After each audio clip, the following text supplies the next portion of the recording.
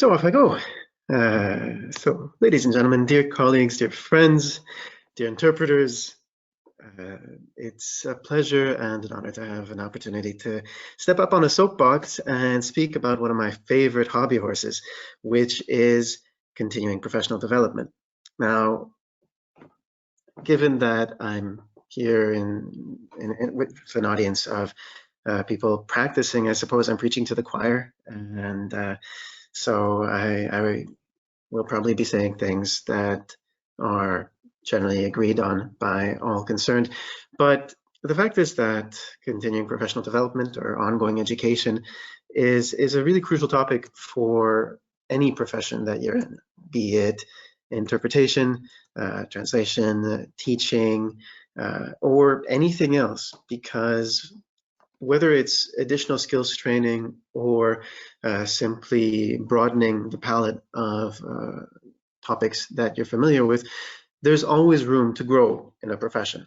I might also argue that if you don't think there's room to grow or you haven't figured out how to, then you're inevitably going to get bored and stagnate, and that's never good for us individually and spiritually, and it's never good professionally either, because as your tools get rusty, you will inevitably run into more problems. So I wanted to speak about continuing professional delegation, but I also wanted to point out that in a previous life, I used to be a high school teacher in Canada. And so I feel that education is really a core topic that addresses specific needs throughout life. As a teacher, I had to go through a teacher's college, so the training program in order to become a teacher. And as a teacher, you are also trained to connect with people of all ages, not just young students. Some teachers dedicate themselves to education for adults as well as for skills training. So that's really why I'm motivated to talk about this. But something else has driven me to discuss this, which is the fact that I'm a bit surprised as a staff interpreter that in many organizations, ongoing education or continuing education is not taken very seriously, either by the organization, where no time and resources are allotted to continuing to train their staff, or by the staff themselves. Interpreters may feel that they've hit the mother lode, as it were, because they've managed to get into an organization that has very strict entrance exams, and therefore they're set for life once they're there.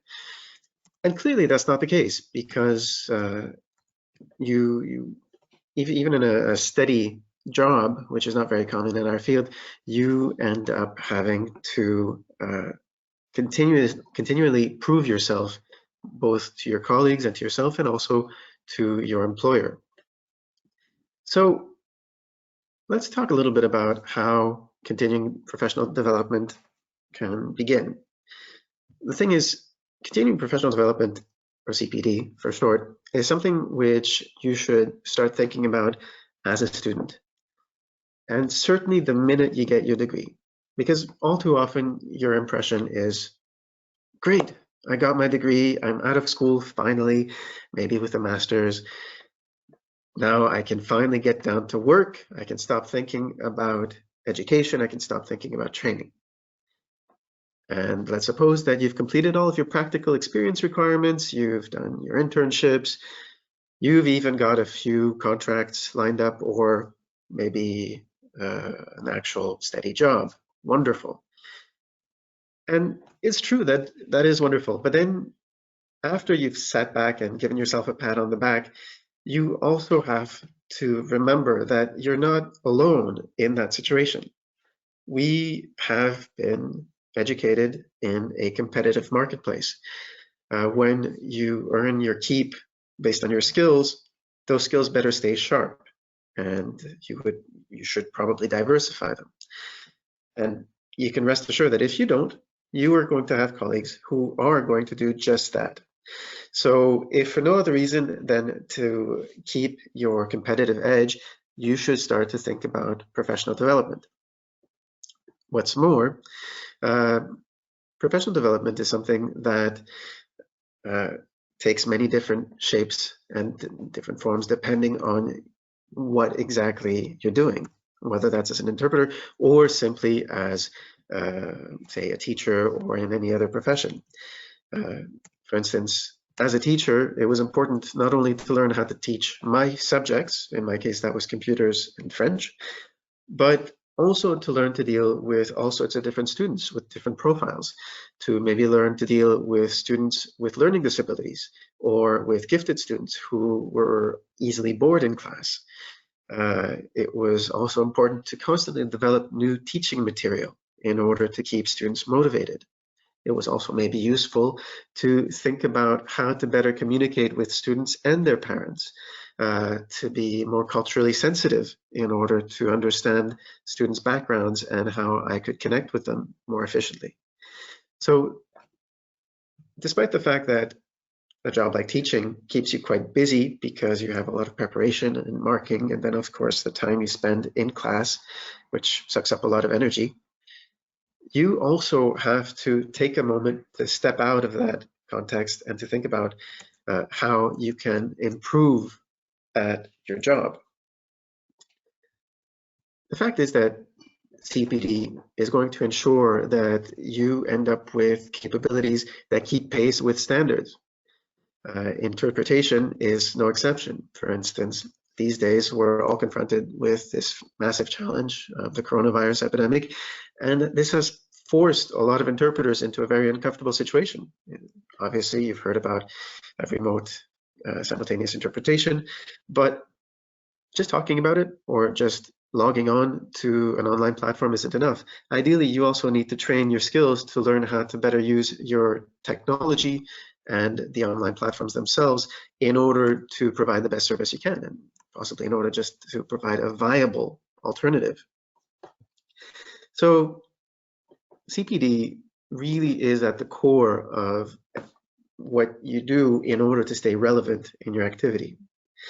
But it should also realistically be something that's engaging and fun, because there's such a vast array of courses, training, seminars, conferences, workshops, and all sorts of other formats out there that it's hard to decide what is most relevant for you. And of course, you have limited time and limited resources to invest in these sorts of trainings. So one option is to go online. You have all sorts of online training courses. You have online practice sessions, obviously. And you also have things like MOOCs, massively online courses, that provide certification in all sorts of different fields.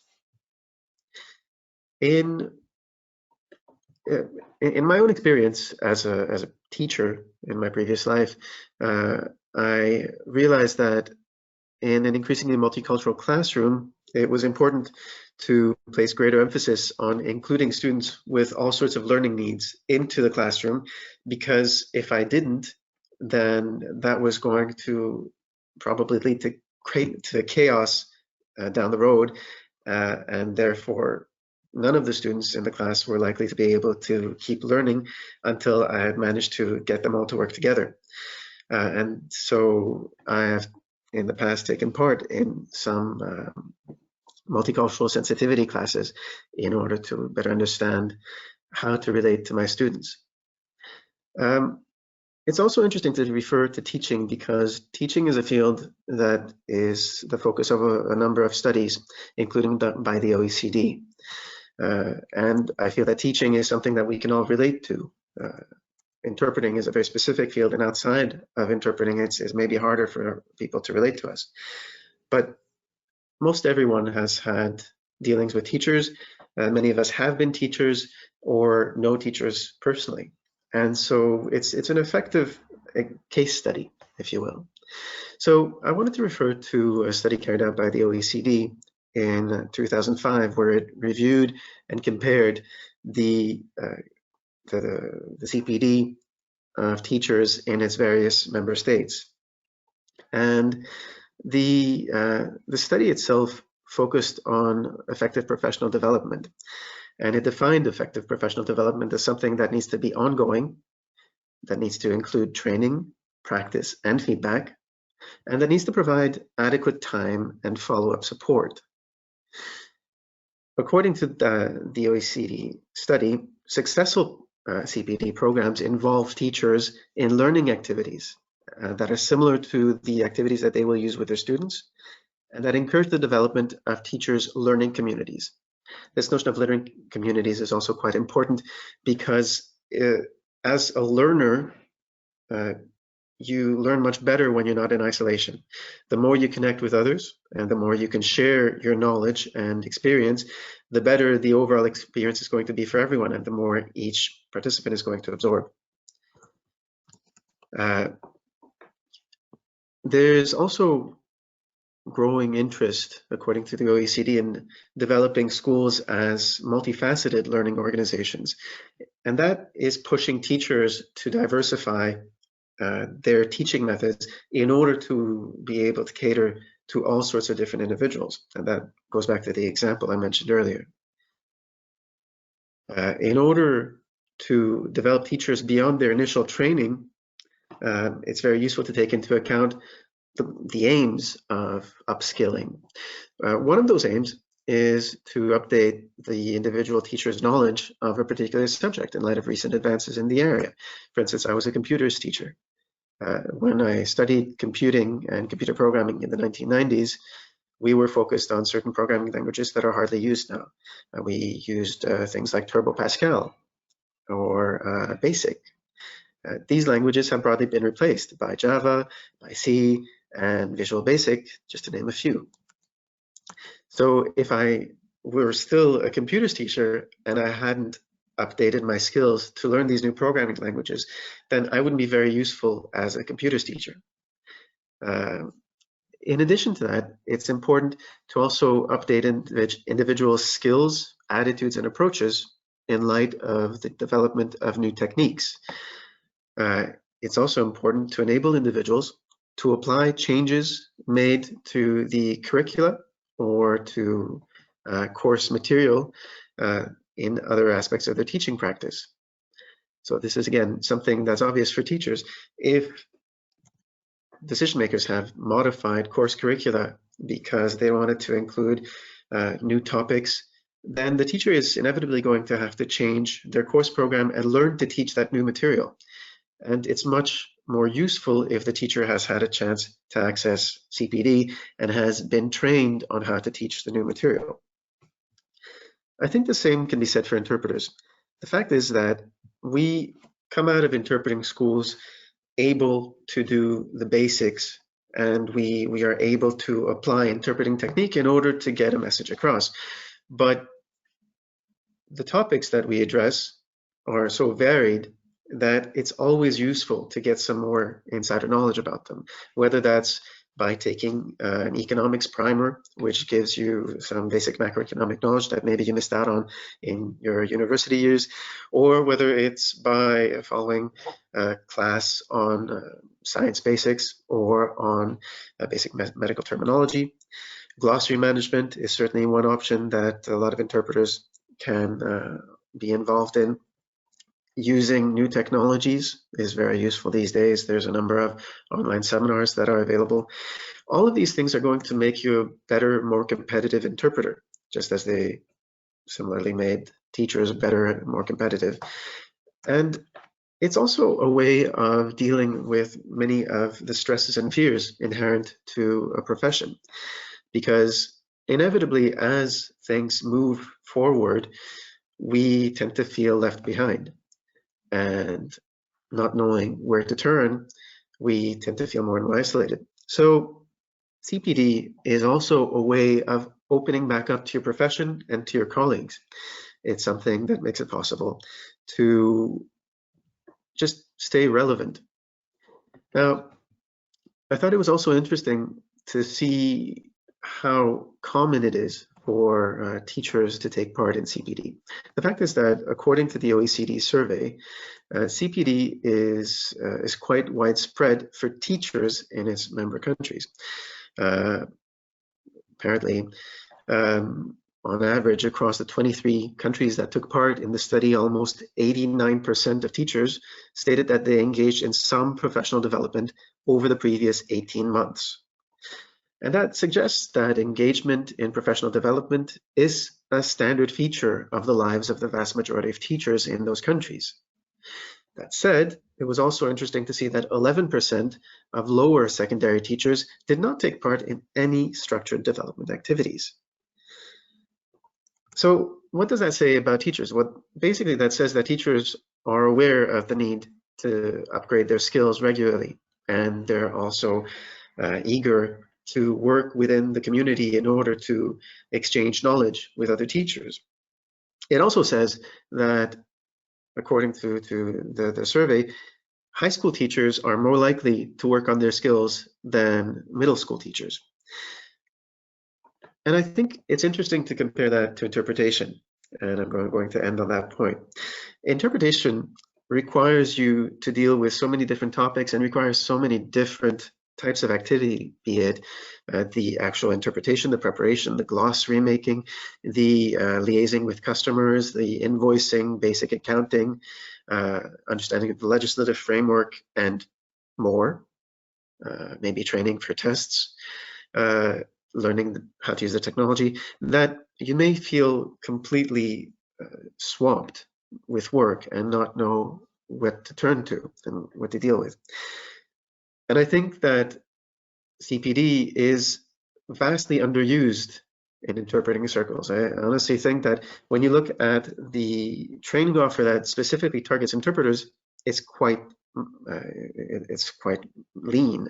You don't have a lot of options for courses that are specifically tailored to interpreters. International associations like AIC do provide a few, but they're really few and far between. Mostly, interpreters tend to focus on improving their languages, which is certainly useful, but is by no means the end-all and be-all of what CPD can be for interpreters. And so the aim of my speech was really to issue a call for all interpreters to try to get together and feel motivated about organizing more online training and practice sessions, because we are going to be left behind, whether it's by other interpreters who are more tech savvy or by technology experts who simply don't have much knowledge of interpretation, but who believe that if the technology is strong enough, they're not going to need us. So it's important to show, whether as a staff interpreter to your employer or as a freelancer, for your own satisfaction and for the satisfaction of colleagues, that you're interested in constant improvement. This always sells well if you're interviewing, and for the rest, c'est un élément qui se vend bien et qu'en plus. There's another sound coming in, but in any case, it's always useful as an answer to an interview question, and it's something that is going to make interpreting as a profession appealing your entire life. Thank you very much.